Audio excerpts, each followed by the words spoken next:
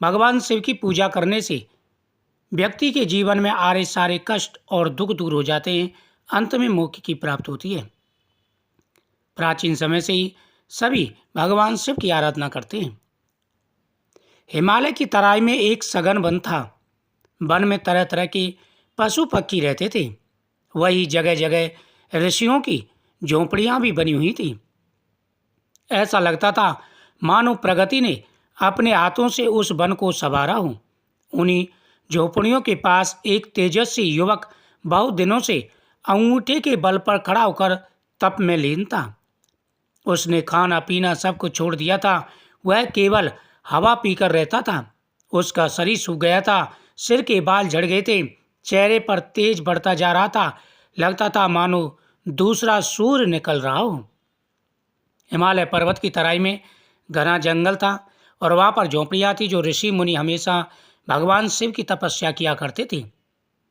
उन्हीं साधु संतों के बीच में एक युवक था जो पैर के एक अंगूठे के बल पर खड़ा होकर के, यानी पूरा शरीर सिर्फ एक अंगूठे के बल पर डटा हुआ था और घनघोर तपस्या में लीन था। उसका शरीर तेज के मारे चमकता जा रहा था।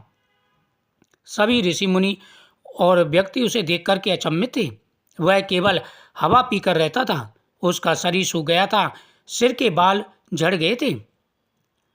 वह तपस्वी और कोई नहीं, पांडवों का भाई अर्जुन था, क्योंकि भगवान कृष्ण के कहने पर भगवान शिव की पूजा करने गया था और फाल्गुन मास का महीना था। भगवान शिव की पूजा करते करते उसे काफी समय बीत चुका था।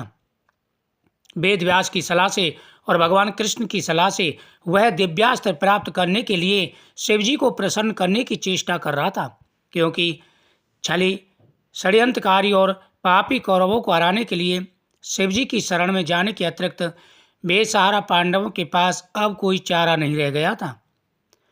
अर्जुन के तप के तेज से आसपास की धरती जलने लगी। झोंपड़ियों में रहने वाले ऋषि मुनि घबरा उठे। वे अर्जुन को समझाने लगे कि वह ऐसा कठिन तप ना करे। अर्जुन की तपस्या से धरती कंपायमान होने लगी। चारों तरफ ज्वाला उठने लगी। जितने भी ऋषि मुनि थे सभी उसको समझाने लगे कि वह इतनी कठोर तप क्यों कर रहा है।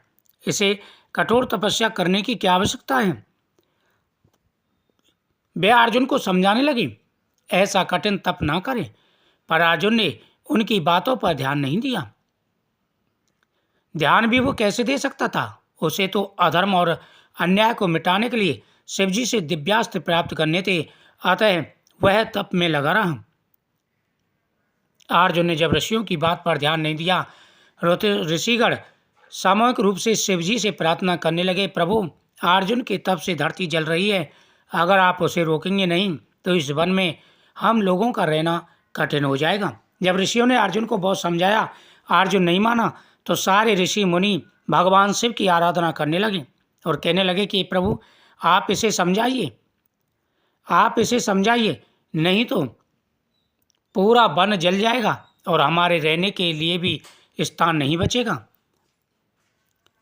उसी समय आकाशवाणी हुई, ऋषियों घबराओ नहीं, अर्जुन पूर्व जन्म का देवता है, उसके तप से तुम्हारा अनिष्ट नहीं होगा। वह मुझसे दिव्यास्त्र लेना चाहता है। मैं उसके तप से प्रसन्न हूँ और शीघ्र ही उसकी मनोकामना पूरी करूँगा। यह वाणी स्वयं भगवान आशुतोष की थी। अर्जुन बड़ी श्रद्धा से उनकी आराधना करने में लगा रहा, उन्हें प्रसन्न करने के लिए तप करता रहा। दोपहर का समय था। अर्जुन अपनी पूजा की माला भगवान के चरणों पर चढ़ा रहा था। सहसा उसे एक सूगर दिखाई पड़ा जो कहीं से निकलकर उसी की ओर आ रहा था। अर्जुन ने झट अपना धनुष बाण उठाया और धनुष पर बाण चढ़ाकर सूगर पर चला दिया। बाण सूगर की छाती में लगा। वह धरती पर गिरकर कुछ देर झटपटाकर सदा के लिए सो गया। अर्जुन के बाण के साथ ही साथ सूगर की छाती में एक और भी बाण लगा। वह बाण एक किरात का था जो दूर से सूगर का पीछा करता हुआ उधर आ रहा था।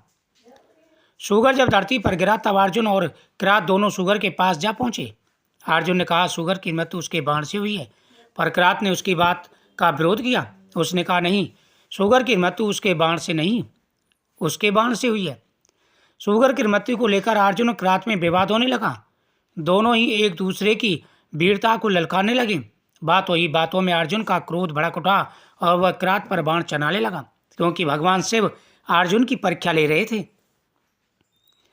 अर्जुन ने किरात पर कई बाण चलाए, पर उसके सभी बाण किरात के शरीर पर फल की तरह लग रहे थे, पुष्प की तरह प्रतीत हो रहे थे। वह विस्मित तो उठा, पर साथ ही अधिक क्रुद्ध भी यानी क्रोधित भी हो उठा। वह किरात को युद्ध के लिए ललकार कर उस पर बाणों की वर्षा करने लगा। फलतः किरात भी युद्ध के लिए तैयार हो गया। किरात और अर्जुन दोनों में भयंकर युद्ध होने लगा।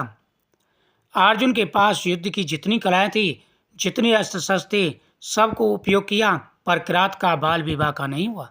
यह पहला अवसर था जब अर्जुन के बाण विफल हुए। वह आश्चर्य में डूबकर सोचने लगा, यह किरात कौन है? मेरे बाण जो विफल हो गए, धरती पर कोई वीर नहीं जो मेरे बाणों को सहन कर सके। कहीं किरात के रूप में भगवान शिव तो नहीं? अर्जुन की आंखें बंद हो गईं।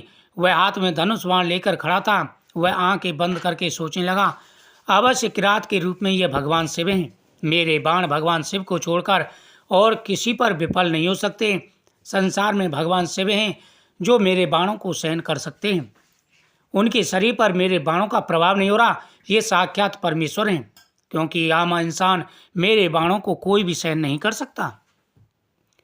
अर्जुन ने आंखें खोलकर देखा, सामने कोई नहीं।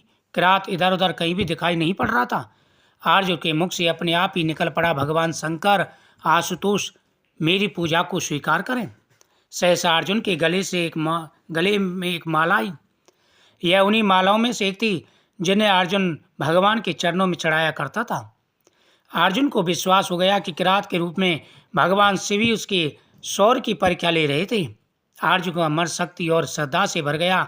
वह पुलकित होकर भगवान शंकर की प्रार्थना करने लगा। भगवान आशुतोष प्रसन्न उठे। उन्होंने प्रसन्नता भरे स्वर में कहा, अर्जुन, मैं तुम्हारी वीरता की परीक्षा लेकर संतुष्ट हुआ। मैं तुम्हारी इच्छा के अनुसार ही तुम्हें पाशुपतास्त्र दे रहा हूं। इससे तुम तीनों लोकों को जीत सकते हो। अर्जुन को वरदान देकर के भगवान शिव अंतर्ध्यान हो गए। महाभारत के पन्नों से प्रकट है कि अर्जुन ने भगवान शंकर के दिए हुए दिव्यास्त्रों से महाभारत के युद्ध में विजय प्राप्त की थी। सृष्टि के इतिहास में शौर्य की नैवेद्य से शिवजी को संतुष्ट करने वाला अकेला अर्जुन ही है। अतः उसकी वीरता की कहानी प्रलय की छाती पर लिखी गई और भगवान कृष्ण के कहने पर उसने भगवान शिव को प्रसन्न किया और भगवान शिव ने धर्म की रक्षा के लिए अर्जुन को दिव्यास्त्र दिए।